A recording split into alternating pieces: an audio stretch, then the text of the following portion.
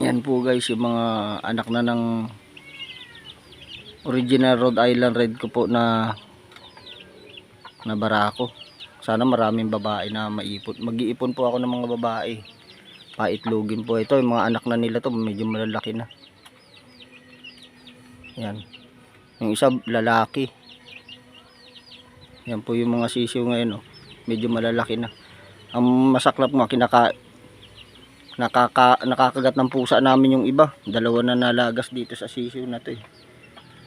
Ito yung mga unang anak din, oh. Medyo malalaki na. 4 lang po yan natira, eh. Kasi kinain din ng mga pusa, eh. Tsaka daga. Bali 3 babae rito, 1 lalaki.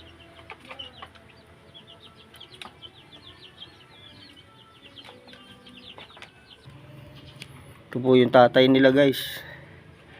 Original Rhode Island po ito, eh. Yan, ang laki niya, oh. Rhode Island Reds po yan. Yung mga lahi nito na inahin, wala na po, na pull out ko na po, eh.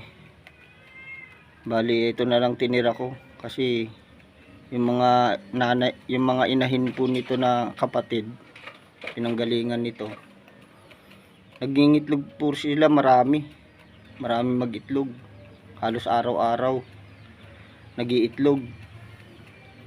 Kaso po hindi po nagpipisa, kaya po sinubukan ko siyang ipare sa mga sa native na manok. Yan nga po, may anak na to, may mga anak na sa akin to. Itatry ko pa lang po kung yung mga magiging anak dito sa native na manok kung magpipisa, maglilimlim. Yun po ang plano ko. Ito po ba guys, bye bye.